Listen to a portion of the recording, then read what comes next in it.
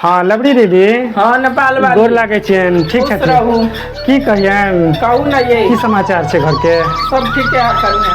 हाँ तो हमर बुढ़िया के देखलखिन सासू माँ के? हाँ के बुढ़िया तो बरखी के पल्लव में बड़ दिन सुतल।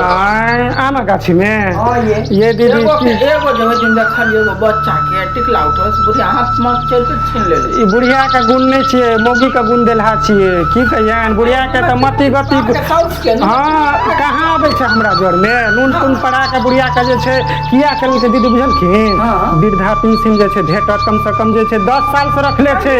नहीं दे है ये हमरा कत से देत? हमरा नहीं दैयो। मरत काल में ओकरा देबे हम कुछो कहबे कि जे सुइया के जे छो लेल तकर तक हिस्सा निकाल तब देबो कुछ। आ नहीं ते दो देबे। ये लबी दीदी जरूर खड़ी तोड़े ला। या भनिया के लेबे। एगो बात सुनू, यो कनी एगो बात सुनू। बुढ़िया बारे में खिस्सा कहै छलिए।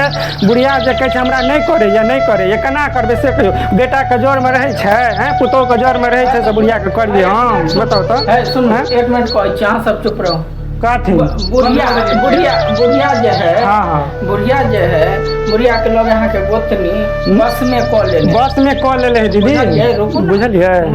तो एक जगह यह बात कहूँ, एक जगह है एगो है मुसलमान है नमक काटे थे हाँ देखे छी दीदी बुझलिए।